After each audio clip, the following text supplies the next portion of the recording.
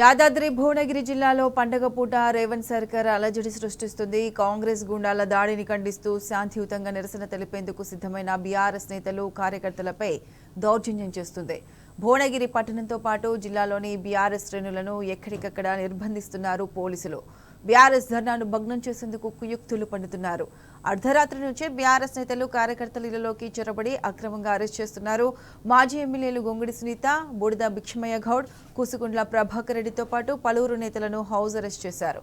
భువనగిరిలో గ్రంథాలయ మాజీ చైర్మన్ అమరేందర్ గౌడ్, రైతు బంధు సమితి మాజీ అధ్యక్షుడు కొలుపుల అమరేందర్ను వారి ఇళ్లలోనే నిర్బంధించారు.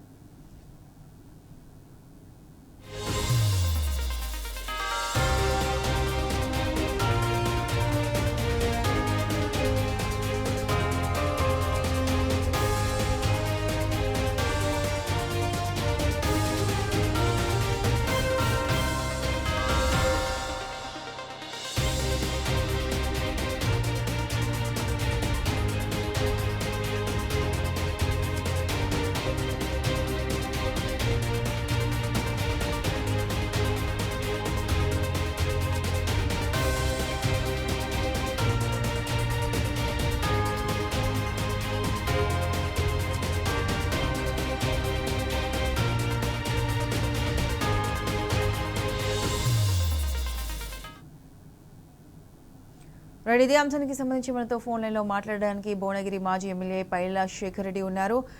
గుడ్ మార్నింగ్ అండి శేఖర్ గారు. గుడ్ మార్నింగ్ అండి. శేఖర్ గారు చెప్పండి, నిన్న బీఆర్ఎస్ కార్యాలయంపై దాడి చేసిన కాంగ్రెస్ మూకలను ఇంకా పోలీసులు ఇప్పటి వరకు అరెస్ట్ చేయలేదు. పైగా మీరు శాంతియుతంగా మీరు నిరసన తెలుపుదామంటే మిమ్మల్ని అందరినీ హౌస్ అరెస్ట్ చేస్తున్నారు. అంటే దీనిని మనం ఏ విధంగా అర్థం చేసుకోవచ్చు అంటారు?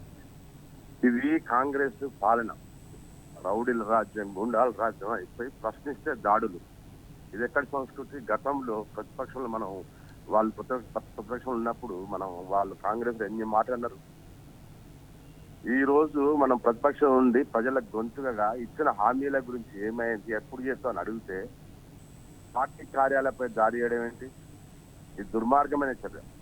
గతంలో కాంగ్రెస్ పాలన ఉన్నప్పుడు భువనగిరి కాసి మొత్తం గుండాలు రౌడీల రాజ్యం వేయలేదు, భయంకర బాధాలు ఉండేది. కానీ కేసీఆర్ ప్రభుత్వం వచ్చిన తర్వాత శాంతియుతంగా ఎంతో గొప్పగా చేసినాం, అభివృద్ధి చేసినాం, అన్ని రకాలు చూసినాం. కానీ ఈ రోజు కాంగ్రెస్ వాళ్ళు రాలే, గుండాలు రౌడీలు ఎక్కువై ఇది దాడులు చేయడం ఎంతవరకు కరెక్ట్?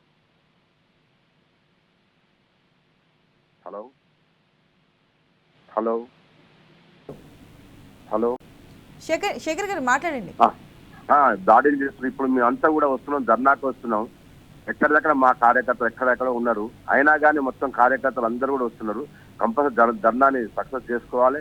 మేమంతా కూడా అధ్యక్షుల వారు మేము అంతా వెళ్ళినాం. మళ్ళీ అధ్యక్షుల వారిపై ఇప్పుడే తెలిసింది ఏంటంటే కేసు కంచా అధ్యక్షుల వారిపై రామకృష్ణ గారిపై కేసు కూడా నమోదు చేసి చెప్పారు. కార్యాలయంపై దాడి చేసిన వారి మీద కేసులు పెట్టకుండా వాళ్ళని పోలీసు వ్యాన్ లో ముందు సీట్లో కూర్చోబెట్టుకొని మళ్ళీ దాడులు చేస్తామని పోలీసులు పెట్టి మాట్లాడడం ఎంత దేనికి సంకేతం ఇది? అంటే దాడులు చేసిన వాళ్ళ మీద కేసులు పెట్టకుండా ప్రశ్నించే వారి మీద కేసులు పెడతారా?